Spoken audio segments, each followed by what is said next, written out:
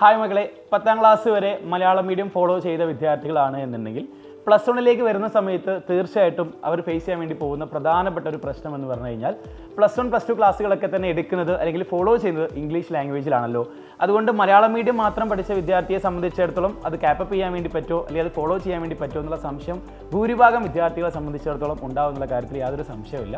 മക്കളെ, plus one plus two ക്ലാസ്സുകളൊക്കെ തന്നെ സ്കൂളിൽ എടുക്കുന്നത് ഇംഗ്ലീഷിൽ തന്നെയായിരിക്കും. നിങ്ങൾ അത് ക്യാപ്പപ്പ് ചെയ്യുക എന്നുള്ളതാണ് വളരെ പ്രധാനപ്പെട്ട ഒരു കാര്യം.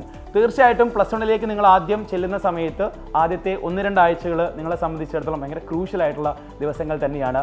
നമുക്ക് പുതിയ പുതിയ ടേമുകൾ കേൾക്കുന്ന സമയത്തോ പുതിയ പുതിയ കോൺസെപ്റ്റുകൾ പഠിക്കുന്ന സമയത്തൊക്കെ തന്നെ ബുദ്ധിമുട്ടുകൾ ഉണ്ടായിരിക്കും.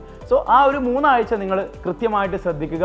കൃത്യമായിട്ട് പുതിയ പുതിയ ടേമുകൾ പരിചയപ്പെടുന്ന സമയത്ത് അത് ഇംഗ്ലീഷിൽ തന്നെ ഫോളോ ചെയ്യാൻ വേണ്ടി ശ്രദ്ധിക്കുക. കാരണം നിങ്ങൾക്ക് ഫ്യൂച്ചറിലേക്ക് നോക്കുകയാണെന്നുണ്ടെങ്കിൽ പ്ലസ് ടുവിന് ശേഷം ആഫ്റ്റർ പ്ലസ് ടു നിങ്ങളൊരു ഗ്രാജുവേഷന് പോകുന്ന സമയത്താണെന്നുണ്ടെങ്കിലും മെജോറിറ്റി ക്ലാസ്സുകളൊക്കെ തന്നെ അല്ലെങ്കിൽ നിങ്ങൾ എഴുതുന്നതൊക്കെ തന്നെ ഇംഗ്ലീഷിലായിരിക്കും. ഇപ്പോൾ കൊമേഴ്സിലേക്കാണെന്നുണ്ടെങ്കിൽ കൊമേഴ്സിൽ നിങ്ങൾ പഠിക്കാൻ വേണ്ടി പോകുന്നത് പ്ലസ് വൺ പ്ലസ് ടുവിൽ കൊമേഴ്സിൻ്റെ ബേസിക് ആയിട്ടുള്ള കാര്യങ്ങളാണ് നിങ്ങൾ പഠിക്കാൻ വേണ്ടി പോകുന്നത്. സോ 10ാം ക്ലാസ് വരെ നിങ്ങൾ ഹാൻഡിൽ ചെയ്തിട്ടുള്ള കാര്യങ്ങളൊന്നും തന്നെ നമ്മൾ പ്ലസ് വൺ പ്ലസ് ടു കൊമേഴ്സിൽ നമ്മൾ ഹാൻഡിൽ ചെയ്യാൻ വേണ്ടി പോകുന്നില്ല. അതുകൊണ്ട് പുതിയ പുതിയ കാര്യങ്ങൾ പഠിച്ചു തുടങ്ങുന്ന സമയത്ത് ഇംഗ്ലീഷിൽ പഠിച്ചു തുടങ്ങുന്നതായിരിക്കും ഏറ്റവും ബെസ്റ്റ് എന്ന് പറയുന്ന സമയത്ത്.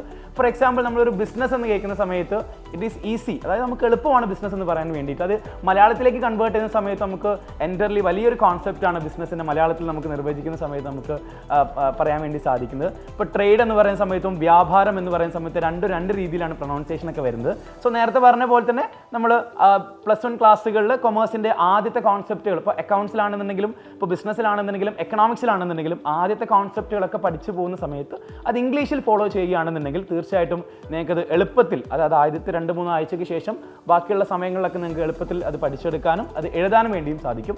എഴുതുക എന്ന് പറയുന്ന സമയത്ത് നമ്മൾ ഹിസ്റ്ററിയിലും ജോഗ്രഫിയിലൊക്കെ പഠിക്കുന്നത് പോലെ തന്നെ അല്ലെങ്കിൽ എഴുതുന്ന പോലെ തന്നെ ഒരുപാട് ഡീറ്റെയിൽ ആയിട്ട് നമുക്ക് എഴുതാനുണ്ടായിരിക്കില്ല. ഇപ്പോൾ ബിസിനസ്സിലൊക്കെ ആണെന്നുണ്ടെങ്കിൽ ഒരു സിമ്പിളായിട്ട് 2-3 സെൻറ്റൻസോ അല്ലെങ്കിൽ ചെറിയ ചെറിയ പാരഗ്രാഫ് ആയിട്ടും, അതേപോലെ തന്നെ അക്കൗണ്ട്സിൻ്റെ കേസിലാണെങ്കിൽ സിമ്പിൾ പ്രോബ്ലംസും കാര്യങ്ങളൊക്കെയാണ് വരുന്നത്. സോ കൂടുതൽ ഇംഗ്ലീഷ് ലിറ്ററേച്ചർ നമുക്ക് കൈകാര്യം ചെയ്യാൻ ഉണ്ടായിരിക്കില്ല.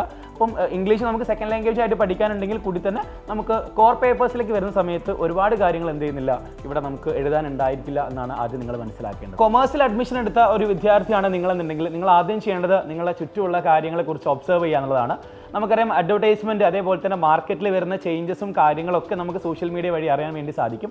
സോ അതൊക്കെ ജസ്റ്റ് എന്ത് ചെയ്യുക, നിങ്ങൾ പ്രൈസ് ആണെന്നുണ്ടെങ്കിലും ഡിമാൻഡ് ആണെന്നുണ്ടെങ്കിലും മാർക്കറ്റ് ആണെന്നുണ്ടെങ്കിലും അസറ്റ്, ലാബിലിറ്റി, ഇങ്ങനെ ചെറിയ ചെറിയ ടേമുകളുണ്ട്. ആ ടേമുകളെ കുറിച്ച് കൂടുതൽ നിങ്ങൾ ജസ്റ്റ് ഒന്ന് ഒബ്സർവ് ചെയ്യുക, തീർച്ചയായിട്ടും മനസ്സിലാക്കി വെക്കുക.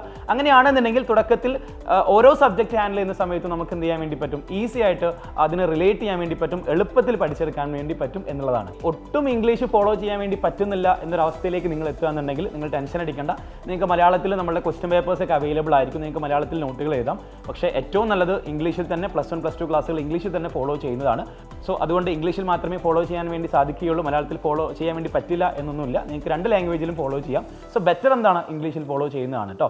സോ നമുക്കറിയാം, പ്ലസ് വൺ ക്ലാസ്സുകൾ പഠിച്ച് പോകുന്ന സമയത്ത് തന്നെ നിങ്ങൾക്ക് ചെറിയ ബുദ്ധിമുട്ടുകളൊക്കെ തന്നെ ഉറപ്പായിട്ടും ഫീൽ ചെയ്യും. പുതിയ സബ്ജക്റ്റുകൾ കാര്യങ്ങളൊക്കെ തന്നെയാണ്. അതിനാണ് സൈലത്തിൻ്റെ യുവ ബാച്ച്. നിങ്ങൾക്ക് തീർച്ചയായിട്ടും ഒരു അഡീഷണൽ സപ്പോർട്ട് ആവശ്യമായിട്ടുണ്ട്.